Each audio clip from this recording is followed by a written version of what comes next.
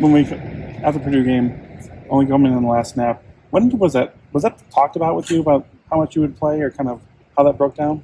Yeah, sure. We had a plan going in for the game, and there had been talks about a rotation, and kind of as the game went on, it turned into more of a space game. And Coach and I kind of talked, and he was like, "All right, I want to keep Chaney out there for now." And, I understood, and the thing I really love about the team, and the room that we have, is the depth. And, although I wasn't physically out there, I saw myself in those plays. From the preparation standpoint, from kind of the sideline adjustments that we were making, and that's my boy over there, but was I was part of it the whole way, even though people didn't necessarily see me out there. Did you anticipate kind of going into that game at all before the final snap, or was it told to you beforehand that this was kind of the way it was going to go? Sure. I think it's one of those things where you stay ready so you don't have to get ready. And I was ready the whole time. Last play, coach was like, "Hey, get in there." I said, "All right, coach, I got you." So I was happy I could contribute that way as well. You're talking about it casually with us, but I imagine as you're standing on the sideline during the game, you're thinking, "I really would like to get in there and help us out." How do you deal with that, but also stay ready mentally? Yeah, sorry. I think one thing that's really interesting about team sports is, at the end of the day, the best teams win. And, my role this year, having the title of captain, whether I didn't have it or not, my role this year is, I think everyone's role in a good team is to embrace your role, on a given day, a given moment, and, be the best at that role. And at that moment in time, the role was to be there for the guys, be ready in case they needed someone. And at the end of the day, not letting the human element slip in is kind of critical.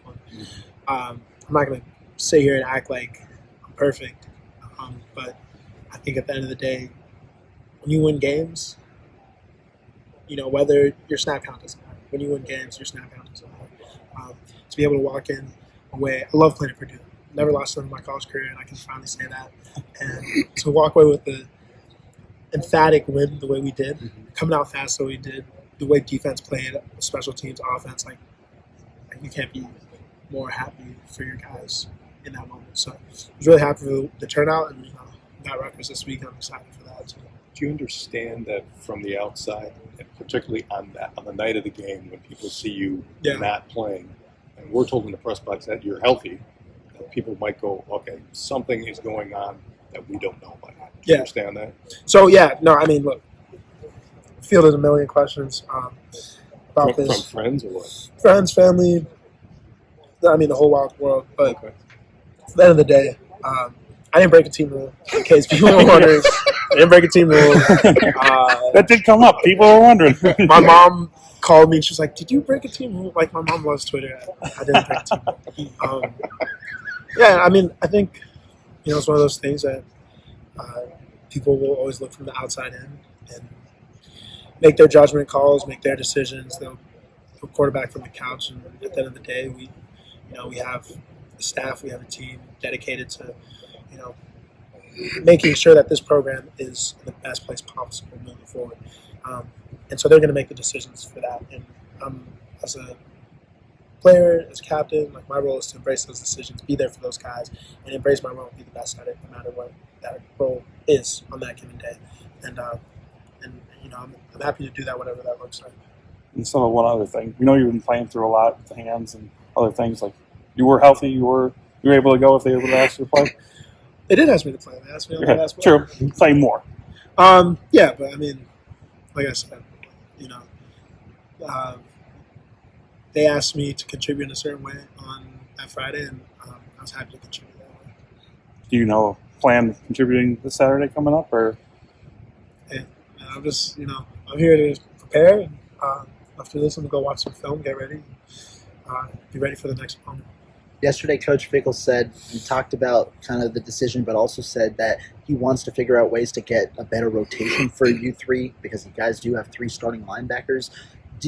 Seeing the way that you played at such high usage in the first 3 weeks, did you have a conversation with Coach Fickle on potentially getting more opportunities like that ahead of this week? Sure, yeah. those really are my decisions as far as who plays. The things I can't control are, how prepared I am, how well rested is my body, how mentally sharp I am. And honestly, that's what I've kind of been focusing on for this week. I used the off week for that as well, and I'm excited for that to show up on Saturday. When you look, we were talking to Coach about the bye week being time to reset, kind of look at those first 4 weeks. When you look at how you played the first 3 plus play, how do you kind of assess what you can do better or what you feel like you've started to get better at this season? Yeah, I mean, I think there was some apprehension from when I broke my hand. Honestly, just getting to the meat and potatoes of the Big Ten season, bringing the hands back, being physical, being, twitchy, like kind of all the things that, play into my strengths. I'm really excited because, there's an opportunity. There's an opportunity. That's all I ever needed, So I'm excited for the team, excited for the defense. I think it'll be exciting on Saturday. You guys, your run defense, the numbers aren't bad, but I'm guessing you think the numbers could be better. What do you think that the unit overall needs to do to, like Rutgers likes to run the ball.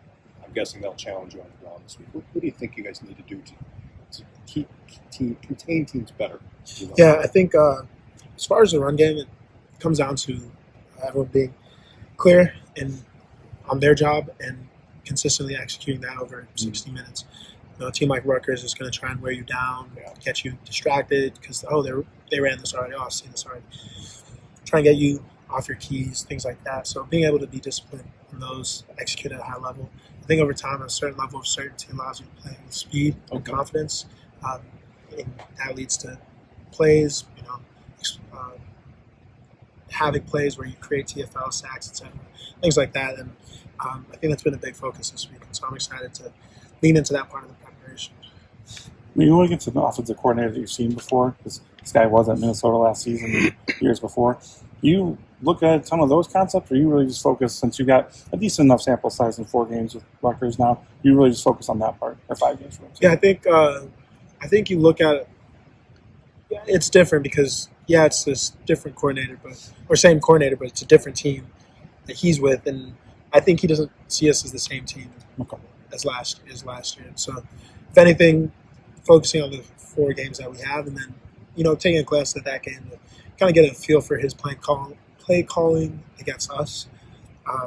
But yeah, that's what I'd say. I know you didn't play last game, but how did you feel Jake Chaney handled the mic responsibilities last week and things like that? Will, he did great. That's my guy. He played really well. Yeah. It was fun to watch him. It's all good? Appreciate you guys.